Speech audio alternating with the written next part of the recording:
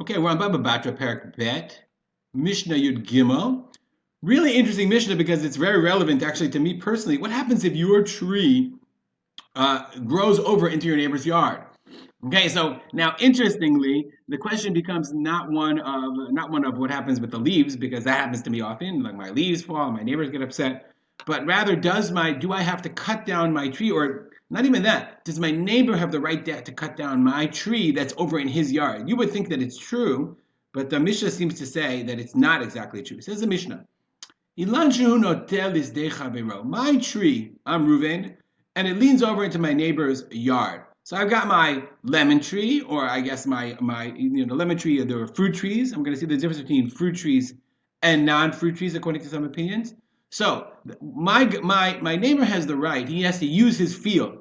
So the Mishnah says, "Kotzetz melo amardea al gabe amachresha." Machresha is the plow. So you have your animals and they're riding, and the guy riding the plow, he has a stick, and that stick is used to guide the animals. So melo hamardea, you can cut to the full height of the mardea. The mardea is the stick.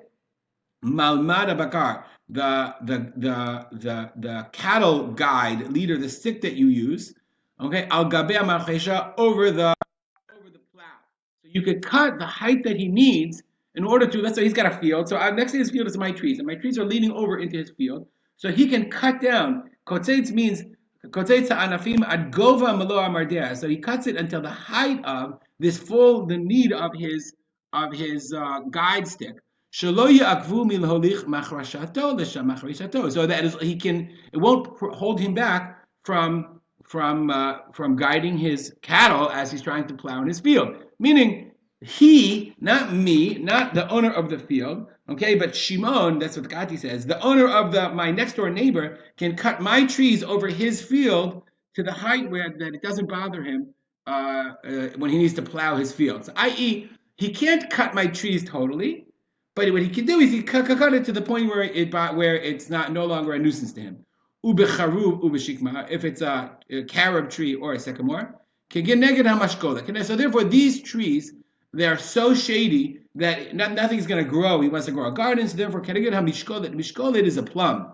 A plum is like the thing when a person in construction wants to measure. So there's a weight on the bottom of a string, and then you hold the string, like you hold it down, and then the weight holds it down, and it tells you exactly what's left, what's exactly below. That's a plum. That's a mishkolet, from the word mishkol, to weight. It's a weight basically. So therefore, you can cut it straight across.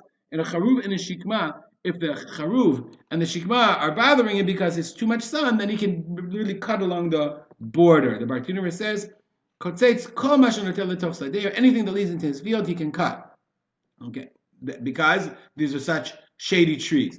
Beit Shlachin, and if my field is a Beit Shlachin, meaning it has to be fed not by rainwater, but I have to water it, meaning it needs as much sun as possible. Kol ilan keneged amashkolet. Then he can cut down any tree corresponding to the mishkolet, corresponding to the border between the two fields, even if it's not a charuv, because shade is bad for Beit Shlachin, any shade, and so therefore you have the right to the sunshine in your field. Abba Shaul says, Kol ilan srak keneged hamishkolet. Abba Shaul says, no, any ilan srak is a tree that's not a fruit tree. Any non-fruit bearing tree, the Bartunura explains, he's going areshakai. The Tanakama says you can only cut enough that it's not bothering him when he's plowing, except for the charuv and the shikma. And Abba Shaul says, no, forget charuv and shikma. Any kol ilan srak she'ena oseh perot, any non-fruit bearing tree, the guy can say, listen, I don't want your tree over my yard, and I can cut it down because it's bothering me, it's my property. Now, the Bartunur says, Ein alacha ka Abba Shaul. It's interesting, the alacha is not like Abba Shaul, meaning my neighbor, if my tree goes over into his yard, as long as he can't demonstrate he's growing plants or whatever, he doesn't have the right to cut down my tree. And if I have a fruit tree, then everyone agrees that he doesn't have the right to cut my tree, even though it's going into his yard. It's interesting. I'd be curious to know, if there are zoning laws, civil laws about that. My understanding, I have had some issues with my neighbors, especially regarding leaves that fall, etc. And the accepted custom, from what I've described, I've looked into, accepted custom is really to cut your trees up to your property. And the issue of leaves is a complicated issue. it's best if we get along with our neighbors. We'll stop here, dedicate our learning to the memory of my father, Rav Simcha ben Yitzchak Kalman.